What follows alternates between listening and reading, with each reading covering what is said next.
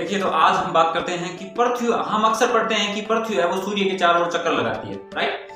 अब ये चक्कर क्यों लगाती है, इस बात का हमें, इस रीजन का हमें पता नहीं है अभी तक। तो पृथ्वी सूर्य के चारों ओर चक्कर क्यों लगाती है, इसकी भी आज चर्चा करेंगे क्लास के अंदर। और दूसरा, ब्रह्मांड क्या होता है, क्लस्टर क्या होता है, आकाशगंगा क्या होती है, उसके बाद में तारामंडल क्या होता है, आपका सौरमंडल क्या होता है, उन सब की बात इस क्लास के अंदर करेंगे आज। तो चलिए स्टार्ट करते हैं। सबसे पहले ब्रह्मांड क्या होता है। तो आंख उठाकर ऊपर देखिए, जितना आपको दिखाई दे रहा है सारा का सारा ब्रह्मांड है। अब आप कहोगे ऊपर तो छत और पंखा, तो देखिए भैया ऐसा नहीं। अगर आप रात के अंदर और आसमान की तरफ देखोगे तो आपको ब्रह्मांड का बड़ा शानदार व्यू मिलेगा। वहां पर चांद होंगे, तारे होंगे और जमीन होंगी, सारा का सारा ब्रह्मांड, राइट। अब देखिए चलते हैं। देखिए ब्रह्मांड क्या चीज होती है। तो ब्रह्मांड असंख्य चीज होती है। ब्रह्मांड के अंदर असंख्य मात्रा के अंदर आप जितना सोच सकते हो, कल्पना कर सकते हो, उससे भी ज्यादा होता है ब्रह्मांड के अंदर। आपसे ये पूछ ले कि ब्रह्मांड में सबसे ज्यादा मात्रा के अंदर क्या है, तो सबसे ज्यादा मात्रा के अंदर तारे हैं। देखिए ये तारा, ये तारा, ये तारा, इस प्रकार तारों का एक समूह बना लेता है, ठीक है। और तारों के समूह को हम कहते हैं आकाशगंगा। इसी प्रकार ये भी कोई दूसरी आकाशगंगा हो जाएगी और इसी प्रकार ये कोई तीसरी आकाशगंगा हो जाएगी इसकी चारों तरफ। इस प्रकार पूरे ब्रह्मांड के अंदर अनेकों आकाशगंगाएं हैं, 100 अरब आकाशगंगाएं हैं, ठीक है। इस प्रकार ये भी कोई आकाशगंगा हो जाएगी, ठीक, आकाशगंगाएं हो गई। अब देखिए सबसे पहले ब्रह्मांड क्या होता है। तो ब्रह्मांड के अंदर 100 अरब आकाशगंगाएं होती है। तो आकाशगंगाओं की संख्या आपसे पूछ ले कि आकाशगंगाओं की संख्या कितनी है, आकाशगंगा की संख्या कितनी है ब्रह्मांड के अंदर, तो आप बता सकते हो 100 अरब आकाशगंगाएं हैं, ठीक। उसके बाद अंदर देखोगे इस आकाशगंगा के अंदर तारों की संख्या कितनी है, तो स्टार कितने हैं। तो इन आकाशगंगा के अंदर प्रत्येक के अंदर 100 अरब ही स्टार है, यानी तारे हैं। एक आकाशगंगा के अंदर 100 अरब तारे हैं, तो कितना बड़ा होगा, ठीक। अब देखो, और ब्रह्मांड की बात करें तो उसके अंदर ऐसी 100 अरब आकाशगंगाएं हैं, ठीक। अब यहाँ पर देखोगे तो ये आकाशगंगा, ये भी आकाशगंगा, ये भी आकाशगंगा है। और आकाशगंगाओं के अंदर हम बोल रहे हैं कि तारा, सबसे ज्यादा मात्रा के अंदर तारे होते हैं। तो देखिए इन्हीं आकाशगंगाओं के अंदर कोई हमारा भी कोई तारा होगा, सूर्य एक तारा ही तो है, वो भी यहीं पर होगा कहीं पर। तो मान लीजिए इस आकाशगंगा के अंदर हमारा सूरज है, ठीक, सूरज है यहाँ है, मान लीजिए। तो मैं आपसे पूछूं कि इन आकाशगंगाओं के अंदर कौन सी आकाशगंगा हमारे लिए सबसे ज्यादा इंपॉर्टेंट होगी, तो कितना नंबर की, तो नंबर दे देते हैं 1, 2, 3, 4 और 5। तो इन 5 आकाशगंगाओं के अंदर सबसे ज्यादा महत्वपूर्ण, हमारे लिए सबसे ज्यादा महत्वपूर्ण कौन सी आकाशगंगा हो जाएगी, तो आप बोलोगे कि 2 नंबर की, क्योंकि हमारा सूर्य इसी के अंदर है और सूर्य होगा वही उसी आकाशगंगा के अंदर हम होंगे, क्योंकि सूर्य के पास में ही पृथ्वी है, राइट। तो हमारे लिए सबसे ज्यादा इंपॉर्टेंट हो गई वो कौन सी आकाशगंगा हो गई, 2 नंबर की आकाशगंगा। अब देखिए इसका भी नाम आकाशगंगा, इसका भी नाम आकाशगंगा, इसका भी नाम आकाशगंगा, इन सभी का आकाशगंगा है। लेकिन दुनिया का ये सिद्धांत है कि जो हमारे लिए इंपॉर्टेंट होता है, जो हमारे लिए ज्यादा महत्वपूर्ण होता है, उसका हम अलग से नाम कर देते हैं। जैसे हम दूसरे के घर को कहते हैं हाउस और हमारे घर को कहते हैं होम, राइट। कोरोना के अंदर भी हमने सुना होगा कि होम क्वारंटाइन, कभी सुना है हाउस क्वारंटाइन, होम क्वारंटाइन, मतलब अपने घर पर ही स्वास्थ्य का देख रेख करना, ठीक। इसी प्रकार हमारी आकाशगंगा का नाम भी हमें अलग से रखेंगे। अलग से क्या रखेंगे, तो हमारी आकाशगंगा का नाम वैज्ञानिकों ने मंदाकिनी रखा है, ठीक है, मंदाकिनी, राइट। तो आपसे पूछ ले कि हमारी आकाशगंगा का नाम क्या है, तो आप बता सकते हो मंदाकिनी। अब इसी मंदाकिनी को हमारे ये नाम तो वैज्ञानिकों ने रख दिया, लेकिन ऋषि मुनियों ने हमारे ग्रंथों में, पुराणों के अंदर तो इस आकाशगंगा का नाम पहले से ही रख रखा है। वो क्या है, उसका नाम रखा था दुग्ध मेखला, दुग्ध मेखला। ये दुग्ध मेखला नाम, इसकी भी साधु संतों ने पुराणों के अंदर व्याख्या की हुई है। दुग्ध मेखला का मतलब होता है दुग्ध बोलते हैं संस्कृत के अंदर, दूध को दुग्ध बोलते हैं। मेखला का मतलब सुनो, तो पुराने समय में क्या हुआ कि बहुत से ऋषि मुनियों ने अपने दिव्य दृष्टि के द्वारा आसमान के अंदर, ब्रह्मांड के अंदर अपनी दिव्य दृष्टि से देखा। अब दिव्य दृष्टि क्या होता है, दिव्य दृष्टि ऐसी चीज होती है कि मैं आंख बंद कर आपको देख सकता हूँ, ये दिव्य दृष्टि होती है। जैसे मैं आंख बंद कर ली और उसके बाद में मोदी जी को बारे में बता सकता हूँ कि हाँ अभी मोदी जी है वो भाषण दे रहे हैं, अभी मोदी जी है वो थोड़ा वर्क कर रहे हैं अपना, अभी कैटरीना कैफ क्या कर रही है, हाँ, तो सब बता सकते हैं। मतलब दिव्य दृष्टि सब कुछ देखा जा सकता है। उसी प्रकार ऋषि मुनियों ने क्या किया कि अपनी दिव्य दृष्टि से और अपने योग से और आकाशगंगाओं को देखा, तो आकाश के अंदर सफेद तारों की मात्रा बहुत ज्यादा थी और तारे के अंदर लाइट इतना शानदार होता है, खतरनाक होता है कि एक तारा दूसरे तारे की लाइट को मिला देता है। जिससे तारों की संख्या 3, देखो तारे कितने के प्रकार के होते हैं, 3 कलर के, एक आपको ब्लू मिलेगा, एक आपको रेड मिलेगा, ब्लू यानी नीला तारा मिलेगा, दूसरा आपको लाल तारा मिलेगा और तीसरा आपको सफेद, 3 ही तारा मिलेगी। तो ऋषि मुनियों ने यह भी बताया कि पुराणों ने कि आकाश के अंदर सबसे ज्यादा मात्रा के अंदर सफेद तारों की संख्या ज्यादा है, जिनका प्रकाश आपस के अंदर मिल गया। और उन मुनियों को यह लगा, ऋषि मुनियों को यह लगा कि ये आसमान के अंदर कोई दूध की नदी सी बह रही है, इसलिए इस आकाश गंगा को उन्होंने नाम दे दिया दुग्ध मेखला। और इसी का अंग्रेजी में, इसी का इंग्लिश में कन्वर्ट किया तो इसका नाम दे दिया मिल्की वे। अंग्रेज लोग इसको मिल्की वे बोलते हैं, सारे के सारे इंग्लिश मीडियम के लोग भी इसको मिल्की वे बोलते हैं और ये अंग्रेज भी सारे मिल्की वे। ठीक है, मिल्क का मतलब दूध होता है, वे का मतलब रास्ता, यानी दूध बहने का रास्ता, और हमारे ग्रंथों में दुग्ध मेखला। ठीक है, तो आपसे पूछ ले कि ब्रह्मांड के अंदर कितनी आकाश गंगाएं हैं, तो 100 अरब आकाश गंगाएं हैं। और प्रत्येक आकाश गंगा के अंदर हमारे भी जैसे दुग्ध मेखला आकाश गंगा है, इसके अंदर कितने तारे हैं, तो 100 अरब तारे एक आकाश गंगा के अंदर। तो सोचो ब्रह्मांड तो कितना बड़ा होगा, राइट। अब देखिए, अगर हम 2 नंबर वाली हमारी मंदाकिनी हो गई, ठीक है, तो इसके आसपास होंगी, उसका भी देखो भारत का एक डिजाइन हमेशा से रहा है कि जो हमारे घर का तो नाम रखेंगे ही रखेंगे, पड़ोसी का भी नाम रखेंगे, तो इसके पड़ोस की जो आकाश गंगा है इसका भी नाम रखेंगे। तो इसका नाम क्या हो जाएगा, इसका नाम हो जाएगा देवयानी, देवरानी, सॉरी नानी नहीं है, देवरानी, देवरानी। ठीक है, तो ये आप अपनी आकाश गंगा का नाम तो है मंदाकिनी, दुग्ध मेखला या मिल्की वे, तीनों में से कौन सा भी आ जाए आप बता सकते हो। अगर ये पूछ ले कि हमारी आकाश गंगा के पास की आकाश गंगा कौन सी है, तो देवयानी। देखो ये पड़ोस में सबसे ज्यादा निकट है ना, देखो और निकट कर देते हैं, ये हमारी आकाश गंगा हो गई। और हमारे पास की आकाश गंगा, इसको नाम बोलते हैं देवनानी या एंड्रोमेडा, एंड्रोमेडा इंग्लिश के अंदर इसको एंड्रोमेडा बोलते हैं, हिंदी में इसको देवयानी बोलते हैं। अब देखिए, अगर इन आकाश गंगाओं को मिला दे, 3 आकाश गंगाओं का एक समूह बना दे, तो इसको बोलते हैं क्लस्टर। वैसे क्लस्टर का मतलब होता है आकाश गंगाओं का गुच्छा, आपको अच्छे से समझ में आ जाए इसलिए मैं यहाँ पर 3 ले रहा हूँ, राइट। तो 3 आकाश गंगाओं के समूह को क्या बोलेंगे, 3 आकाश गंगाओं के समूह को बोलेंगे क्लस्टर। ठीक है, क्लस्टर, 3 आकाश गंगाओं के समूह को क्लस्टर बोलेंगे। अब आपसे पूछ ले कि क्लस्टर के अंदर कितनी आकाश गंगाएं होती है, तो आकाश गंगाओं का एक समूह होता है जिसे हम क्लस्टर कहते हैं। ठीक है, क्लस्टर का मतलब होता है गुच्छा, राइट। अब देखिए, आपको इतना चीज समझ में क्लियर हो गया होगा। तो उसके बाद अब देखिए, हमारी आकाश गंगा की बात कर लेते हैं, मिल्की वे की। तो मिल्की वे की बात करेंगे तो देखिए, मिल्की वे में आप बता सकते हो कि ब्रह्मांड के अंदर सबसे ज्यादा मात्रा के अंदर क्या है, तो आप बोल दोगे कि तारे हैं। उसके बाद आपसे पूछ ले कि आकाश गंगाओं की संख्या कितनी है ब्रह्मांड के अंदर, तो आप बता सकते हो कि कितनी है, 100 अरब आकाश गंगाएं हैं। और इन 100 अरब आकाश गंगाओं के अंदर क्या है, तो प्रत्येक के अंदर 100 अरब तारे हैं, यानी तारों की संख्या है वो बहुत ज्यादा है हमारे आसमान ब्रह्मांड के अंदर। अब देखिए, ये मैं हमारी आकाश गंगा बना रहा हूँ, ठीक है, इसको बड़ा सारा आकाश गंगा बना देते हैं क्योंकि इसके बारे में आपको डिटेल से अध्ययन करना है, इसी आकाश गंगा के अंदर हम रहते हैं। ठीक है, तो इसके अंदर ये तारे हैं बहुत सारे, राइट। अब देखिए, इसके अंदर बहुत सारे तारे हैं, इधर से भी मैं थोड़ा सा दिखा देता हूँ। इसके अंदर बहुत सारे तारे हैं हमारी आकाश गंगा के अंदर। ये हमारी आकाश गंगा का नाम क्या है, तो देवनानी या मंदाकिनी या मिल्की वे या दुग्ध मेखला। अब इसी के अंदर हमारा है वो सूर्य, इसी के अंदर होगा, सूर्य इसी के अंदर होगा। तो देखिए, सूर्य हमारी आकाश गंगा के एक तरफ है, यानी साइड के अंदर है। ये सूरज हो गया अपना, ये सूरज हो, ये सूर्य इस आकाश गंगा के चारों ओर चक्कर लगाता है, राइट। हमारी पृथ्वी है वो सूर्य के चारों ओर चक्कर लगाने के अंदर कितना दिन लगाती है, तो आप बोलोगे कि जिसका आंसर 365 है, उसके लिए बहुत बढ़िया बात। और जिसका भी एक दिन या एक रात या 24 घंटे बोला है, उनके लिए 2 शब्द पेश है मेरे। गधो, कब सुधरोगे तुम्हें यही नहीं पता कि 24 घंटे के अंदर एक दिन और एक रात बनती है, और 365 दिन है वो पृथ्वी है वो सूर्य के चारों ओर चक्कर लगाती है, राइट। अब देखिए, जिसको हम बोलते हैं सौर वर्ष, जिसको क्या बोलते हैं, सौर वर्ष। अगर पृथ्वी सूर्य के चारों ओर चक्कर लगाए 365, तो 365 दिन एक चक्कर लगाने के अंदर।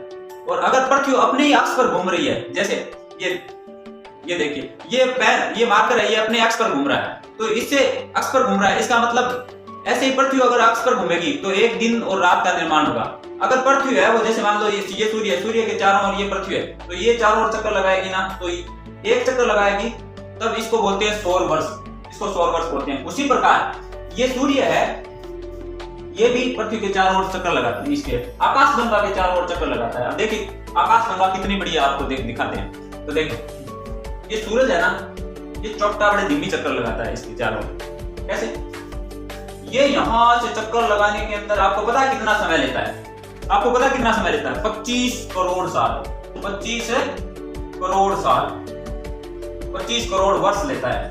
ठीक है, 25 करोड़ वर्ष लगाता है, यानी एक चक्कर पूरा करने के अंदर है ये 25 करोड़ वर्ष लगाता है, ईयर।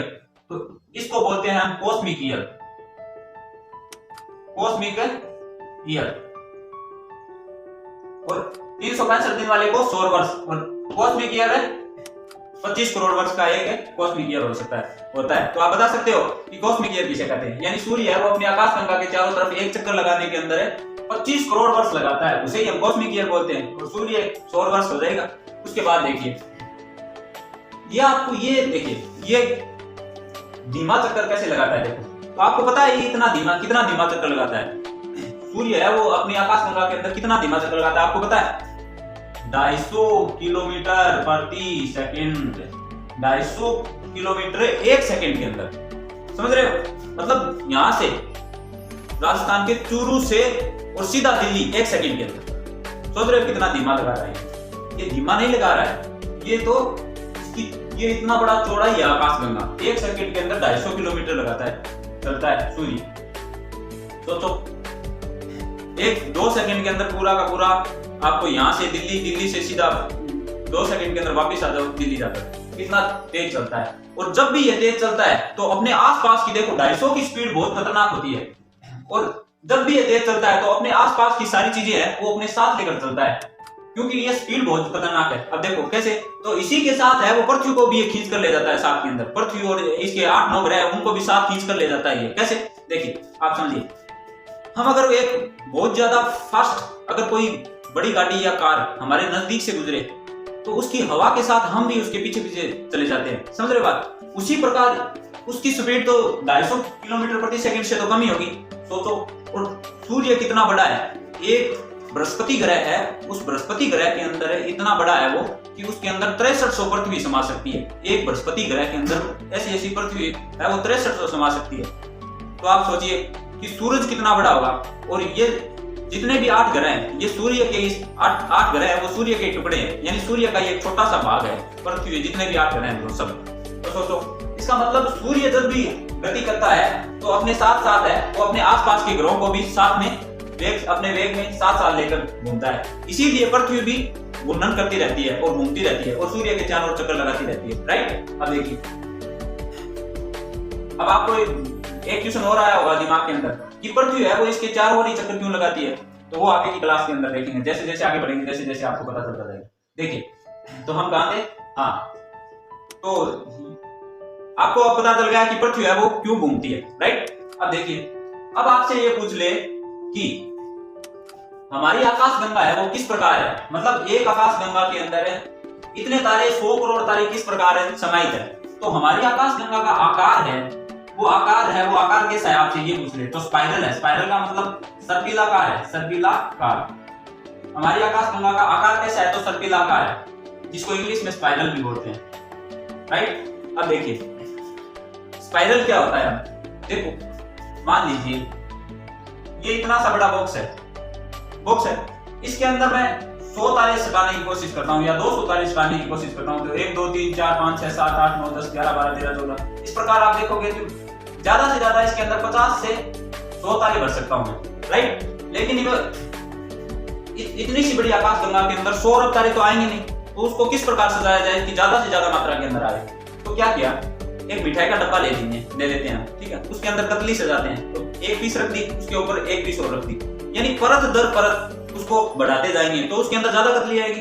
राइट? उसी प्रकार है वो तारों की संख्या भी इसी प्रकार सजाया आकाशगंगा के अंदर। सबसे पहले यानी परत दर परत है, आकाशगंगाओं की अंदर तारे हैं वो एक दूसरे के ऊपर है, तभी आप देखते हो रात के अंदर आप देखोगे तो एक तारा आपको नीचे मिलेगा, उसके ऊपर एक तारा और मिलेगा आपको, उसके ऊपर एक और तारा मिलेगा, यानी तारे भी ऊंचे नीचे मिलेंगे। मतलब तारों का जो परत दर परत है वो स्पाइरल है। स्पाइरल का मतलब नहीं समझे आप? देखिए अब की बात समझ जाओगे। स्प्रिंग होता है ना आपका, स्प्रिंग वो भी एक स्पाइरल होता है, जैसे स्प्रिंग होता है ना ऐसा। राइट? जो साइकिल के अंदर इस स्प्रिंग को दबा के छोड़ते हैं, ऐसे छोड़ते हैं ना, वो स्प्रिंग है, ये स्प्रिंग है। तो इस प्रकार होता है तारे, पहले ये परत आ जाएगी, उसके बाद में ये परत आ जाएगी, उसके बाद में ये परत आ जाएगी, उसके बाद में ये परत, इस प्रकार परत दर परत तारे। समझ गए आप स्पाइरल का मतलब, ठीक है। तो तारे हैं वो सारे के सारे स्पाइरल है। स्पाइरल का मतलब एक स्प्रिंग की तरह है उछलते हुए।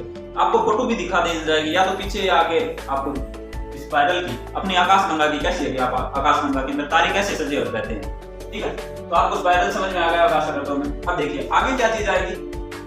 अब देखिए ये आपने आकाशगंगा कैसी है, अब आपसे ये पूछे कि हमारी आकाशगंगा कैसी है, तो स्पाइरल आप बता सकते हो। उसके बाद देखिए अब आपसे ये पूछ ले कि सूर्य के सबसे करीब का जो तारा है उसके बारे में बता सकते हो आप। तो देखिए ये सूर्य का सबसे नजदीकी तारा है, वो ये है। और इस तारे का नाम क्या है, अब नाम क्या है ये आपको पता होना चाहिए। तो इसका नाम है पीसी। पीसी का मतलब प्रेक्सिमा सेंचुरी, राइट। तो अब मैं आपसे ये पूछ लूं कि हमारा सबसे नजदीकी तारा है वो कौन सा है, तो आप बोलोगे कि कौन सा बताओगे, प्रेक्सिमा सेंचुरी, राइट। देखिए तो ये गलत है वापिस आपका। हमारा सबसे नजदीकी तारा है वो सूर्य है, और सूर्य का सबसे नजदीकी तारा है वो है प्रेक्सिमा सेंचुरी, राइट। अब देखिए पृथ्वी हमारी, देखिए आप कंफ्यूज मत होना, ये हमारी पृथ्वी हो जाएगी, ये इधर देखोगे आप, तो ये सूर्य हो गया, ये सूर्य के 2 नंबर प्रेक्सिमा सेंचुरी हो गए, राइट। तो देखिए सबसे नजदीक कौन सी है, सूर्य है, उसके बाद ना प्रेक्सिमा सेंचुरी है, राइट। हाँ अब देखिए आगे, अब आपको पता होगा ये प्रेक्सिमा सेंचुरी हमसे कितनी दूर है। तो आपको मैं बताऊं कि हमारा जो ये हमसे कितनी दूर है। यहां अगर आप 3 लाख किलोमीटर प्रति सेकंड की दर से जाओगे ना, तब आपको 15 से 20 साल लगेंगे। कैसे, अब आप बोलोगे फेंके जा रहे हो, कोई लिमिट होती है फेंकने की भी। तो देखिए भैया फेंक नहीं रहा हूं, आप देखोगे, आप गूगल के ऊपर सर्च करो, उत्तरी अमेरिका महाद्वीप की एक देश है जिसका नाम है संयुक्त राज्य अमेरिका, यूएसए, और उसकी एक अंतरिक्ष एजेंसी है जिसका नाम है नासा, नासा। उसने एक सोलर पार्कर नाम का एक सैटेलाइट है वो लॉन्च किया है, जो सूर्य का अध्ययन करने के लिए भेजा गया है। और अब तक का सबसे सफल जो अभियान है सोलर पार्कर है, जो सूर्य के इतना करीब गया है। उन्होंने 2018 के अंदर है वो सोलर पार्कर है वो लॉन्च किया था, यानी जमीन से छोड़ा था। और अभी दिसंबर 2021, लास्ट दिसंबर 2021 में न्यूज आया था कि वो सूर्य की पहली परत के अंदर, जिसका नाम कोरोना है, उसके अंदर पहुंच गया है, उसके अंदर एंट्री कर लिया उसने। तो सोचो 2018 के अंदर भेजा था और 2022 आ गई, तो कितना साल हो गया। और वैज्ञानिकों के द्वारा संभावना ये जताई जा रही है कि वो जो छोड़ा गया है वो 2025 तक है, वो सूर्य की सतह के ऊपर जाकर ठहरेगा, अगर वो सक्सेस हुआ तो। कैसे, देखो कोरोना, सूर्य की 3 परतें होती है, जैसे सूर्य की 3 परत होती है। आप इधर देखो, सूर्य की पहली परत के अंदर वो एंट्री करते हैं, जैसे हमारा वायुमंडल होता है ना, क्षोभमंडल, समताप आयनमंडल, उसी प्रकार सूर्य का भी है, अंदर ही अंदर है, उसका नाम है फोटोस्फीयर, ठीक है, फोटोस्फीयर। उसके बाद आता है, वो आता है क्रोमोस्फीयर। उसके बाद आता है, उसका नाम है कोरोना। तो जो सोलर पार्कर मिशन जो भेजा गया है वो इस परत के अंदर एंट्री किया है, अभी जो सैटेलाइट है वो इस परत के अंदर एंट्री किया है, कोरोना के अंदर। और धीरे धीरे वो यहां तक पहुंचेगा ना, फोटोस्फीयर तक, 2025 तक पहुंचेगा। तो सोचो 2018 का 2025 तक जाएगा, 7 साल हो गए। और सूर्य से भी आगे है ये प्रेक्सिमा सेंचुरी, तो यहां जाने के लिए तो 15 से 20 साल लगेंगे कि नहीं लगेंगे। देखो ये इतनी दूरी पर है, हमारे पास नहीं है। हमारा नजदीकी, सबसे नजदीकी तारा कौन सा है, सूर्य। सूर्य कितना नजदीकी आपको पता चल गया। अब देखो आगे देखते हैं। अब देखिए तारामंडल क्या होता है और नक्षत्र क्या होता है, ये सब हम देखते हैं आगे की क्लास के अंदर। तो देखिए ये इतना आपको समझ में आ गया, तो इसको मिटा दें, राइट। अब देखिए ये है अपना सूर्य। सूर्य एक तरफ है आकाशगंगा के अंदर, और ये इसका मिड पॉइंट मान लो, आकाशगंगा का ये सेंटर है, राइट। तो सूर्य से और यहां तक के जो तारे हैं वो बहुत कम दिखाई देंगे, राइट, क्योंकि आकाशगंगा के अंदर तारों की संख्या बहुत ज्यादा मात्रा के अंदर है, और तारों की संख्या बहुत ज्यादा होने के कारण यहाँ के जो तारे हैं वो थोड़ा थोड़ा कम दिखाई देंगे। दिखाई तो देंगे लेकिन उतना स्पष्ट दिखाई नहीं देंगे। और इन तारों का यहाँ इसको बोलते हैं तारामंडल। इसको क्या बोलते हैं, तारामंडल। तारामंडल, और तारामंडल की संख्या है वो 89 है, 89। ठीक, अगर हम बात करें थोड़ा सा नीचे और आएंगे तो थोड़ा साफ दिखाई देगा तारा, थोड़े साफ दिखाई देंगे। सूर्य से अगर देखेंगे तो तारों की संख्या है वो थोड़े साफ दिखाई देंगे। तो इतना नजदीक आने के बाद इन तारों को बोलते हैं नक्षत्र। नक्षत्र, और नक्षत्र की संख्या होती है वो 27 होती है, राइट। और इन्हीं नक्षत्र, और थोड़ा सा और करीब आ जाएंगे तो यहाँ पर जो है सूर्य के और नजदीक, इनका नाम है ग्रह, और ग्रहों की संख्या है वो है अभी फिलहाल 8 है, पहले 9 थी अभी 8 है। इन्हीं 8 ग्रहों में से हमारा सूर्य भी है, और इन्हीं 8 ग्रहों में से हमारी एक पृथ्वी है, और पृथ्वी पर खड़े होकर हम टुकड़ टुकड़ देखते रहते हैं सूर्य को, तारों को, चांद को, सभी जगह। ठीक है, तो आप समझ रहे हो, सबसे पहले आ गया हमारा पृथ्वी से देखते हैं हम सूर्य को, उसके बाद में तारों को, उसके बाद में नक्षत्र, नक्षत्र के बाद में तारामंडल, तारामंडल के बाद में ये पूरी आकाशगंगा होगी। आकाशगंगा के अंदर देखोगे आप, अब तारामंडल के समूह को हम कहते हैं सुपर क्लस्टर।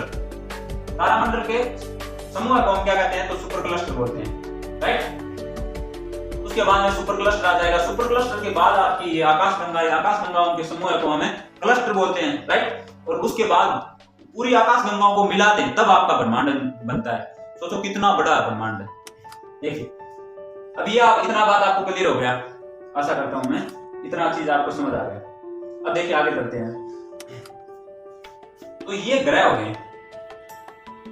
अब आप देखोगे तो सूर्य से अगर ज्यादा दूर है, अस्पष्ट दिखाई देगा, तो वो तो हो जाएगा आपका तारामंडल। तारामंडल की संख्या कितनी है, 89। और उसके बाद में सूर्य से थोड़ा सा अगर नीचे हो आएंगे तो साफ दिखाई देंगे। इन तारों की संख्या कितनी, तारों की संख्या 27 है, इनको बोलते हैं नक्षत्र। नक्षत्रों की संख्या आपसे पूछता है एग्जाम के अंदर, ये पूछेगा कि नक्षत्रों की संख्या कितनी है, तो 27 है। ग्रहों की संख्या 8 है। तारामंडल कितने हैं, तो 89 तारामंडल है तारा। उसके बाद इसी को सुपर क्लस्टर बोलते हैं, राइट। और ये आपका नक्षत्र है, नक्षत्र, इन्हीं नक्षत्र और ग्रह और सौर मंडल को जोड़ देते हैं तो इन्हीं से बनता है एस्ट्रोलॉजी। एस्ट्रोलॉजी का मतलब ज्योतिष विज्ञान। जितने भी आपके जो ज्योतिषी होते हैं, पंडित लोग हैं, वो सारा का सारा इन्हीं का अध्ययन किए रहते हैं और इन्हीं के ऊपर आपका नाम वगैरह निकालते हैं, राइट। जैसे नक्षत्र कौन कौन से होते हैं, मूल नक्षत्र है, ज्येष्ठा है, उत्तरा फाल्गुन है, पूर्वा फाल्गुन है, ये आपके रेवती है, ऐसा 27 नक्षत्र होते हैं। आप कैलेंडर के अंदर देखोगे तो ये नाम मिलेंगे आपको, 27 के 27 नक्षत्र। एक महीने के अंदर 27 नक्षत्र चलते हैं, 27 के बाद में वापस यही रिपीट होते रहते हैं, राइट। और इन्हीं और ग्रहों को आप जानते ही हो, आपका बुध है, मंगल है, पृथ्वी है, शुक्र, शनि, राहु, शुक्र, शनि, अरुण, वरुण, ये सारे के सारे ये 8 ग्रह होते हैं, राइट। तो अब आपको डायग्राम के द्वारा मैं बताऊं तो आप देखिए, समझिए। सबसे पहले हमने क्या चीज देखा, सबसे पहले हमने ब्रह्मांड देखा। ब्रह्मांड क्या होता है, तो आकाश गंगाओं के समूह को हम क्या कहते हैं, ब्रह्मांड कहते हैं, राइट। ब्रह्मांड के अंदर आपसे और चीज पूछ ले तो आकाश गंगाओं के अंदर क्या था, तो 100 करोड़ तारों की संख्या थी।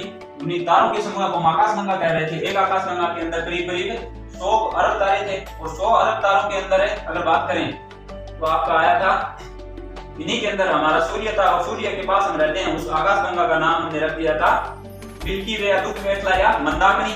और उसके बाद हमने क्या लिखा था, हमारी आकाश गंगा है वो सर्पिलाकार है। सर्पिलाकार के बाद के अंदर हमने देखा था कि हमारा नजदीकी तारा कौन सा है, तो प्रेक्षिमा सेंचुरी। उसके बाद में हमने देखा था तारामंडल, जो हमारे सूर्य से बहुत ज्यादा दूर है, उनको तारामंडल कहते हैं, इनकी संख्या 89 है। उसके बाद में नक्षत्र की संख्या 27 है। 27 के बाद सूर्य के एकदम नजदीक होता है, उनको बोलते हैं ग्रह। और जो ग्रह होते हैं ये सूर्य के चारों ओर जो ग्रह चक्कर लगाते हैं, इसी को बोलते हैं सौर मंडल, राइट। देखिए, तो सबसे पहले हमने पढ़ा था ब्रह्मांड।